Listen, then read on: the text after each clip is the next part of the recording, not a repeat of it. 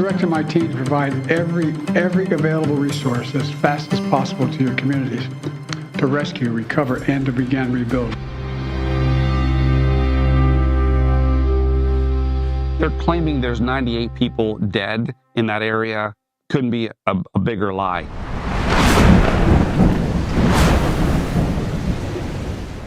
We woke up at 5 o'clock in the morning and it was still dark. We got a flashlight and looked outside and the water was just at my tires, the bottom of my tires. We never thought that a little creek this wide and that deep is going to turn into a raging river. The flood was all around us, so we had no way out. I mean, it was so fast to where we couldn't even hold on to anything. We couldn't touch the ground at that point. When I jumped back out, I grabbed his hoodie so tight, I thought I was going to choke him, but I was trying to make sure that he wasn't going to go nowhere. And we were all going under. They had nowhere to go. Little to no warning. And most of these people, if they could go anywhere, where would they go? I mean, how many hurricanes do you have hitting the mountain and doing this kind of damage? It doesn't happen. It's unheard of.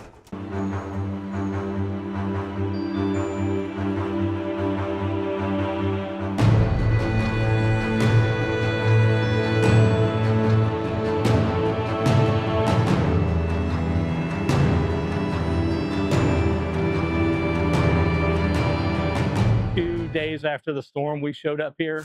I was on a crew with a search and rescue. We went out, we were picking through piles, we were looking for bodies. They can't get out to anything in the fire trucks or the ambulances and stuff, so they really, really wanted to have us come out and bring some side-by-sides. So we brought our side-by-sides out and we paired up with search and rescue crews.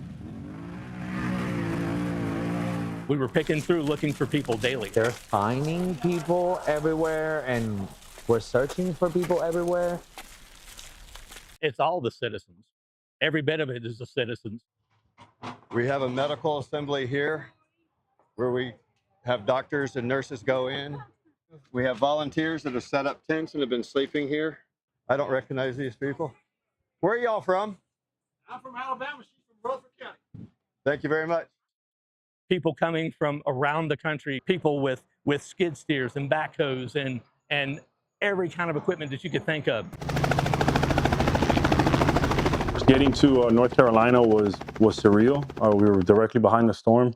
We're constantly training and learning and preparing ourselves for these disasters, but this disaster was it was a gut punch. In the past 35 years, I've been to just about every major disaster in the United States and many in the international space. Everything from wildfires, earthquakes, hurricanes, tornadoes, explosions, civil unrest, and actually wars. Response time is actually critical in life-saving needs because you have a very small window to make sure that all your teams are in place and you're able to render life-saving aid. There was no communication right after the storm with anybody. You know, it's almost like we almost had to return to like smoke signals, you know, to get everybody organized. In these disaster zones, FEMA typically shows up. We see them on day 2. FEMA didn't show up until day 7. Day 7 is when they showed up. I've been up here, but we're over a week after the storm, still has not had anybody government-wise, FEMA-wise. Nobody has come and reached out to them. Nobody's helped them. Well, I can tell you firsthand knowledge from me and my team working from Asheville, Boone, North Carolina, Chimney Rock, all those areas, all the impacted areas. The first responders that have showed up in a huge way when they actually had permission to show up. But from a federal level, it starts from the commander-in-chief and goes all the way down. I did not see one FEMA asset in place. The first assets that we started seeing was on day 6 going into day 7. What happened in Hurricane Helene was nothing short of a complete government failure from the top down. You have this massive hurricane coming over the mountains, you send out a reverse 911, you evacuate those zones, none of that happened. There was no teams being advanced into that area to provide those rescues and to provide medical aid to those people that were in danger.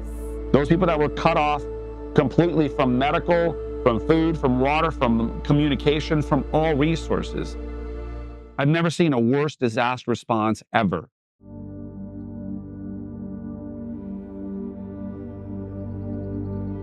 So you're going to see marks on there that will tell which crew searched, how many they found, or none were found, or whether there's hazards in there, such as, you know, rats or some other hazard that's in there.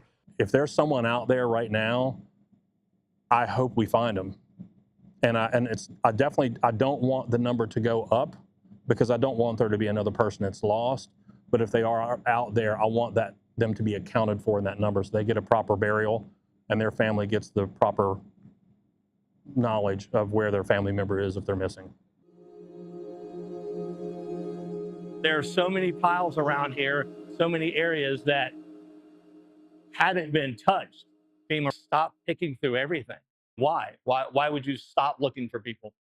There's definitely more bodies that are being found, and there's a lot more people that are missing that, no, the government is not, the news is not telling you. I've seen drone footage of these 28 trucks that are freezer trucks that are supposedly holding these bodies as a mobile mortuary. These trucks that are holding these bodies, if there's 90 people dead in this whole storm, why are there 28 trucks at this one area that hold 50 people apiece? I'm saying well over 5,000 bodies have already come out of here. And I'm sorry, I know that sounds like far-fetched, but it's not, because I'm hearing too much. Families that are missing 12, 15, 20 people, and you're only saying there's 100 or 200. Well, I got 6 families right here that are already beating your numbers. They're claiming there's 98 people dead in that area couldn't be a bigger lie. Everybody in the community that has lost many, many loved ones can attest that that number is far greater than that. When the hospital ran out of body bags, that was over 750 body bags, and they had run out of body bags.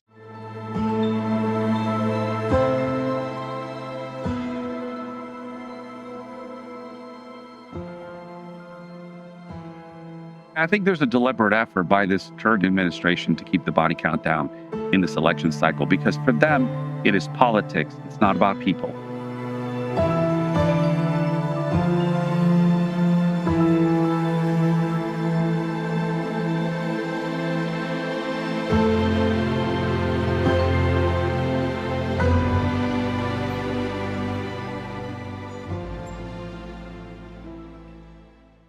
Just upsetting.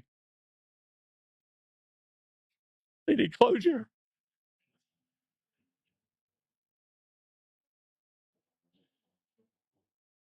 These families need closure, not just pushed away or forgotten about. People need to just tell the truth. I mean, you know, let's be truthful and honest. They talk about being transparent. You hear that word all the time. And let's be transparent with this and let people know the real story. I mean, as devastating as it is and as hard as it is, that was somebody's loved one, you know?